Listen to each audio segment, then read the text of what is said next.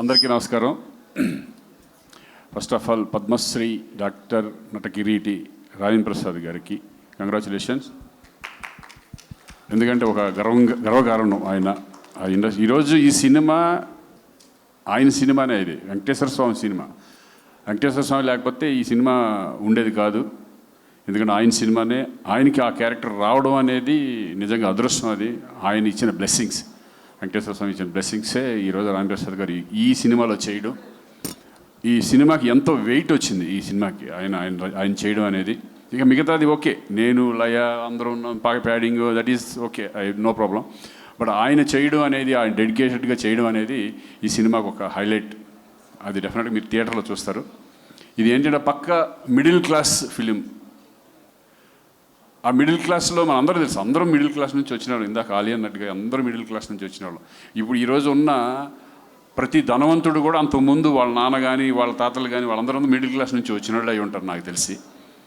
So ఒక middle క్లాస్లో కష్టాలు ఎలా ఉంటాయి, పడే బాధలేంటి, అవన్నీ ఒక ఎంటర్టైన్మెంట్ వేలో చెప్పడం అనేది ఒక గొప్ప కళ.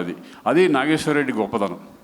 ఎందుకంటే ఇది సీరియస్గా చెప్తే కనుక దాన్ని ఇక్కడ కూడా కష్టాలు ఏంటారా బాబు అనే పద్ధతిలోకి వెళ్ళిపోతాం. బట్ ఇదేంటంటే ఒక ఎంటర్టైన్మెంట్ వేలో ఒక వెంకటేశ్వర స్వామిని, అంటే మనం ప్రతి ఒక్కళ్ళు లైఫ్లో కోరుకుంటాం. మన బాధలు వచ్చినప్పుడు ఎవరికి చెప్పుకుంటాం? గుడికి వెళ్తాం, నా బాధలు తీర్చమంటాం. ఏదో ఒక కోరుకుంటాం, అది జరిగితే నీకు ఇది ఇస్తాను, ఏదో ఒక లంచం వేసేలాగా మనం ఇచ్చేస్తూ ఉంటాం. సో ఆ భగవంతుడు మా కోరికలు కూడా ఉలిక్కిపడి లెగిసిపోయే కోరికలు కూడా ఉంటాయి దీంట్లో. అటువంటి ఎంటర్టైన్మెంట్ వేలో వెళ్ళే సబ్జెక్టు నిజంగా నాకు రావడం ఈ టైంలో థ్యాంక్స్ టు నాగేశ్వర రెడ్డి. ఎందుకంటే ఆ కథ రాగానే నేను గుర్తుకు రావడం, జీకే గారు అండ్ చందు గారు ప్రొడ్యూసర్స్ శ్రీకాంత్తోనే చేద్దామంటాం. నిజంగా ఈ సబ్జెక్ట్ రావడం కూడా నాకు చాలా లక్ ఈ టైంలో. ఎందుకంటే నేను ఈ టైప్ ఆఫ్ సినిమా చేస్తానో లేదని నాకు తెలియదు. అంటే అంతకుముందు చేసాను, చాలా సినిమాలు చేశాను కానీ, బట్ ఇప్పుడున్న టైంలో ఇటువంటి ఫిలిం నాకు చాలా కొత్తగా అనిపించింది. ఫస్ట్ ఒక 2 రోజులు, ఎన్ని రోజులు అయింది ఈ టైప్ ఆఫ్ సినిమా చేసి, ఈ డైలాగులు చెప్పి ఒక బాడీ లాంగ్వేజ్ కానీ ఇది కానీ అనేది చాలా ఎంజాయ్ చేశాను. ఈ సినిమా చేసినంతసేపు చాలా ఎంజాయ్ చేశాం. అది కాకుండా ఈ సినిమాలో ఉన్న ఆర్టిస్టులు ఎంతమంది, ఒకళ్ళు కాదు ఇది కాదు, ప్రతి ఒక్కళ్ళతో ఇదివరకు నేను స్క్రీన్ షేర్ చేసుకున్న సందర్భాలు ఉన్నాయి. బట్ అందరితో కలిపి మళ్ళీ ఈ సినిమాలో స్క్రీన్ షేర్ చేసుకోవడం, మళ్ళీ పాత రోజులు గుర్తు తెచ్చుకుంటూ, ఇక ఆలీ నేను ఎన్ని సినిమాలు ఎన్ని సంవత్సరాలు అనుబంధం మా అందరికీ. అలాగే పృథ్వీ కానీ, రఘుబాబు, సునీల్, వీళ్ళందరూ కూడా, వెన్నెల కిషోర్, ఇటువంటి అంత ప్యాడింగ్ అనేది ఈ సినిమాకి చాలా చాలా చాలా హెల్ప్. ఈ సినిమా ప్రతి క్యారెక్టర్ కూడా. అలాగే నాగేశ్వర రెడ్డి దాంట్లో ఒక గొప్పతనం ఏంటంటే ప్రతి క్యారెక్టర్ను కూడా ఎలివేట్ అవుతుంది. బయటకు వచ్చిన తర్వాత ఆ సినిమాలో ఆ క్యారెక్టర్ హైలైట్ అవుతుంది. అలాగే ధనరాజ్ ఆ క్యారెక్టర్ ఫస్ట్ చూడంగానే నవ్వింది నేనే, నవ్వు వచ్చేసింది నాకు. ఆ డైలాగ్ చెప్పాలంటే ఆయన చూసి ఆయన పర్ఫార్మెన్స్ చూసి నాకు నవ్వు వచ్చేసేది. ఏంటో బాబు ఇది. ఎందుకంటే మనం రామారావు గారిని, కైకాల సత్యనారాయణ గారిని, మోహన్ బాబు గారిని చూసిన తర్వాత నాకు తెలుసు, క్యారెక్టర్ తెలుసు, బట్ చూడగానే నవ్వు వచ్చేసేది నాకు. ఆ డైలాగ్లో కూడా చూడు 2 సార్లు వేసాం దెబ్బ నవ్వి. అంటే ఆ డైలాగులు కూడా అలాగ ఉన్నాయి. షుగర్ వచ్చిన ఏముడని, అది కాకుండా పక్కన దున్నపోతే ఏంటి అలా ఉంది అంటే దానికి కూడా షుగర్ వచ్చిన కాదన్నా, మజిల్ లాస్ అయింది. మీరు ఏడుకొండల తిరిగి కిందకు వచ్చి పైకి వెళ్ళిన మజిల్ లాస్ అయింది. మీరు ఏడుకొండల వాడిని ఇక్కడ ఎవరో ఎముడని తిరుగుతున్నాడు అని చెప్తే మనకు బక్కేముడు బలిసినేముడు అని ఉండరు, ఒకడే ఎముడు.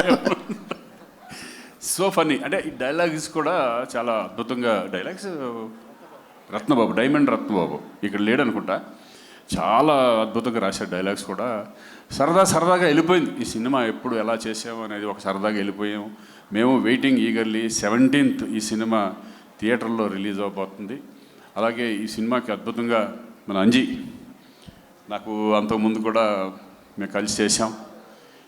ఆయన దీంట్లో పడ్డ కష్టం, ఎందుకంటే ఒక డైరెక్టర్కి ఒక కెమెరామెన్కి అనుబంధం ఉంటే మంచి సినిమాలు వచ్చే అవకాశం ఉంటుంది. మంచి ఫ్రేమ్స్ కానీ మమ్మల్ని బాగా చూపించే విధానం.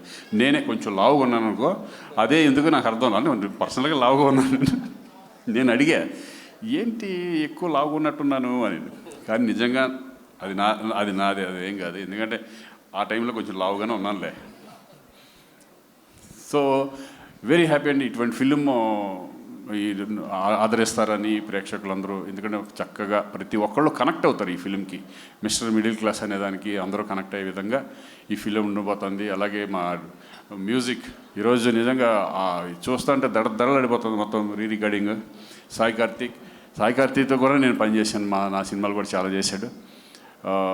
అలాగే అశోక్ కుమార్ గారు కానీ మా ఫ్రెండ్ అడి చిట్టిగడేడి అక్కడ ఉన్నాడా, చిట్టి, వీళ్ళందరూ కూడా బ్రహ్మాండంగా అందరితో సరదాగా వెళ్ళిపోయింది. లయ లేదు ఈరోజు. నాకు మధ్యాహ్నం ఫోన్ చేసి అంటే రాలేకపోతున్నాను శ్రీకాంత్ గారు, నా తరపున కూడా మీరు చెప్పండి ఇట్లా ప్లీజ్ అని చెప్పేస్తే ఆవిడ కూడా ఈ సినిమాకి చాలా హెల్ప్. అంటే మీ ఇద్దరం చాలా స్వరాభిషేకం తర్వాత, అది నేషనల్ అవార్డ్ ఫిల్మ్, స్వరాభిషేకం తర్వాత మళ్ళీ కాంబినేషన్తో చేయడం లయ ఆఫ్టర్ కమ్ బ్యాక్ పర్ఫెక్ట్గా సూట్ అయింది. అందరి క్యారెక్టర్లు పర్ఫెక్ట్గా సూట్ అయినాయి. అలాగే మెయిన్ ఇంపార్టెంట్ ఏంటంటే ప్రొడ్యూసర్స్. ఈ సినిమా వాళ్ళు లేకపోతే 100% ఈ సినిమా జరిగేది కాదు, నాగేశ్వర రెడ్డికి వచ్చేది కాదు, నాకు వచ్చేది కాదు. 100% వాళ్ళ బ్యాకింగ్, వాళ్ళు ప్రోద్బలంతో ఈ సబ్జెక్ట్ మనం చేస్తున్నాం అనేది గట్టిగా ఉండటం.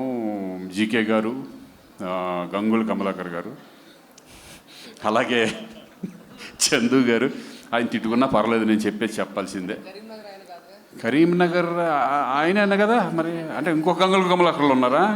ఓహో ఆయన వేరా, సరే ఓకే. ఎనీవే జీకే గారు థ్యాంక్ యూ వెరీ మచ్. ఎందుకంటే మీ ప్యాషన్ మాకు తెలుసు, సినిమా మీద మీకు చాలా, ఏ సీన్ ఎలా ఉండదు మీరే చెప్పేసేవాళ్ళు మాకు.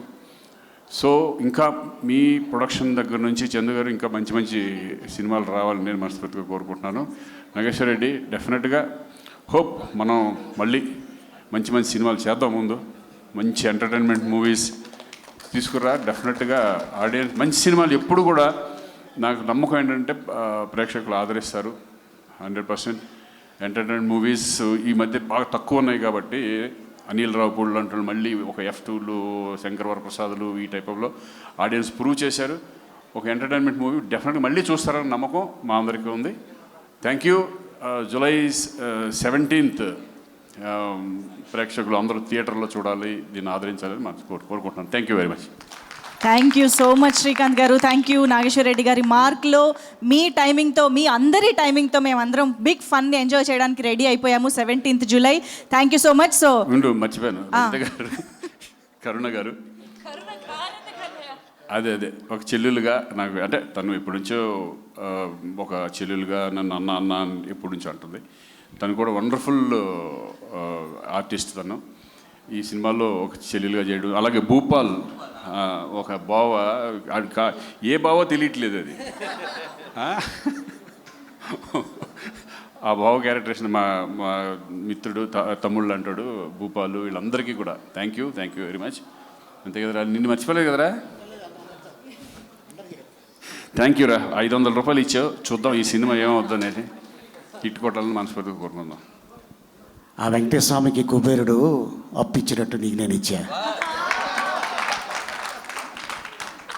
ఒరే ఇంకా జీవితాంతం నీకు అప్పులు నేను అప్పు తీస్తాను. ఒక పని చేస్తాను రోయ్, నువ్వు ఇచ్చింది నా దగ్గర పెట్టుకుంటా, ఇంకోటి తీసి నీకు ఇచ్చేస్తా చెల్లు. Thank you so much Srikanth garu. Thank you very much. So ఇప్పుడు